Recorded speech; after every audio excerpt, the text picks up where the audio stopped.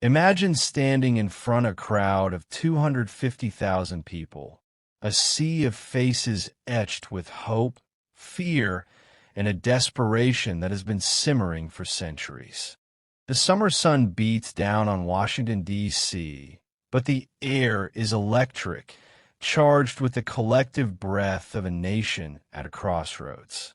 A man steps forward, not a president, not a general, not a billionaire, but a preacher from Atlanta with nothing but a Bible and a vision.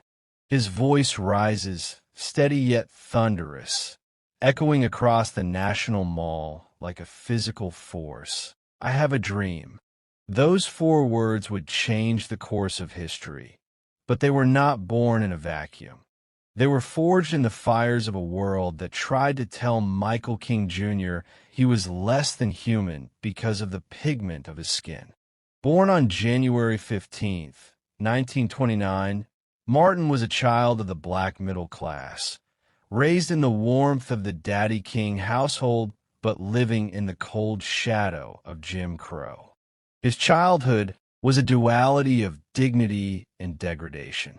To understand the icon, we must see the boy who sat in the back of the bus, the student who saw signs reading, "Whites only," as scars on the face of democracy, and the son who watched his father refuse to be bullied by white policemen. This early exposure planted seeds of resistance that were nurtured at Morehouse College, where Dr. Benjamin Mays challenged him to see the pulpit not as a place of retreat, but as a platform for revolution. By the time he reached Montgomery, Alabama, in 1954, King was a man of deep intellectual armor, having synthesized the Christian gospel with Gandhi's radical nonviolence. The hook of King's story is not just that he dreamed, it's that he dared to dream when dreaming was a death sentence. When Rosa Parks refused to move on that fateful December day in 1955, the world didn't just change, it woke up. King, only 26 years old, was thrust into the center of a 381-day boycott that proved ordinary people could cripple an unjust system through sheer, stubborn persistence. For over a year, an entire city walked to work, their shoes wearing thin, but their spirits growing ironclad. Even when his home was bombed, with his wife and infant daughter inside, King stood on his shattered porch and told an angry mob to put away their guns. "We must meet hate with love," he declared, solidifying the moral foundation of a movement that would soon sweep the nation. This victory catapulted him into a spotlight that would never leave him, transforming a local pastor into a global symbol of defiance. As the 1960s dawned, the stakes intensified.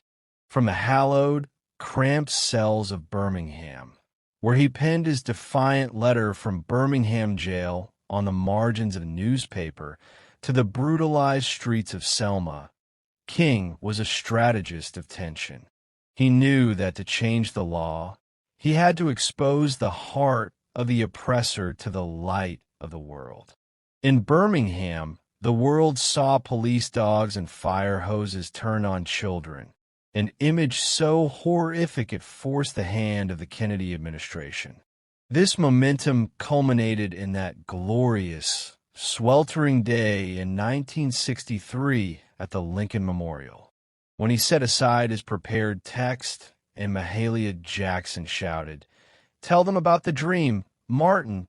He wasn't just speaking to the 250,000 people in front of him. He was speaking to the future. He painted a vision of a beloved community where justice rolled down like waters and children were judged by the content of their character. This wasn't poetry. It was a blueprint for a new America. Within 2 years, the Civil Rights Act and the Voting Rights Act were signed into law, effectively dismantling the legal architecture of American apartheid. But as the legal walls fell, King realized the ceiling was too low. He saw that a man could have the right to sit at a lunch counter but not have the money to buy a hamburger. And this realization led him into the most dangerous and radical phase of his life. As the mid-1960s turned into a whirlwind of fire and blood, King's vision shifted from civil rights to human rights. He realized that the triple evils of racism, poverty, and militarism were inextricably linked. This was the moment the celebrated dreamer became the dangerous disruptor.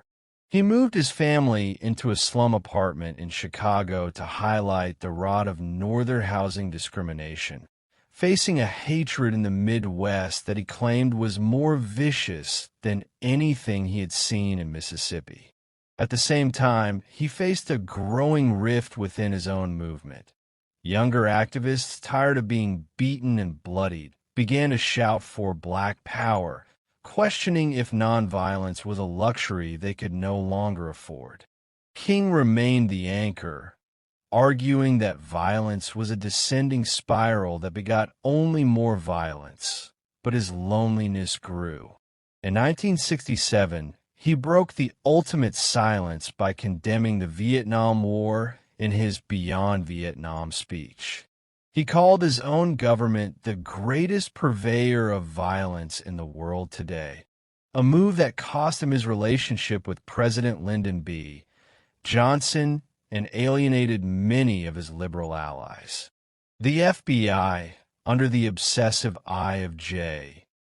Edgar Hoover, tightened its noose, attempting to destroy his reputation through surveillance and psychological warfare. Yet, King pushed forward into his most ambitious project, the Poor People's Campaign.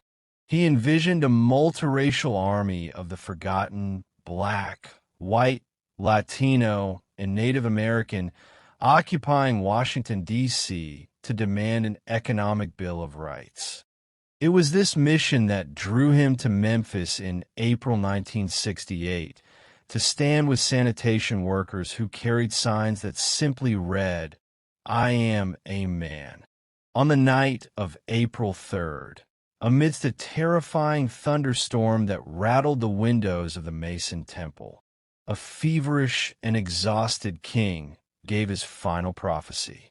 He spoke of the mountaintop, acknowledging that he might not get to the promised land with us, but declaring with a haunting, transcendent calm that he was not fearing any man because his eyes had seen the glory.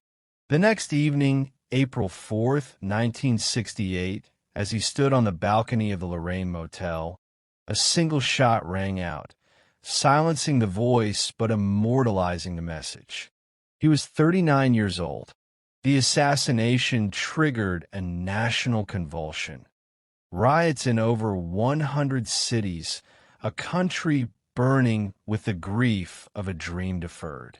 At his funeral, a simple mule-drawn cart carried his body through the streets of Atlanta, symbolizing his final devotion to the poor. But the story did not end at the grave. King's legacy became a global currency of resistance. From a fall of the Berlin Wall to the end of South African apartheid, his tactics of nonviolent soul force became the standard for liberation. In America, he was eventually canonized with a national holiday and a monument in the Capitol, but the true legacy remains unfinished. King's life is not a relic to be admired. It is a mirror that reflects our current hypocrisies. He taught us that justice is indivisible, that we cannot have peace without equity, and we cannot have equity without the courage to love our enemies. Today, as we face the persistent shadows of inequality and division, King's voice still echoes in the streets, in the classrooms, and in the quiet of the human heart. He was more than a dreamer. He was a master strategist who understood that the arc of the moral universe does not bend on its own. It requires the weight of people willing to pull it toward justice. The question is no longer what he dreamed, but what we will do with the light he left behind. The dream is not about sleep. It is about an awakening that is still, even now, only just beginning.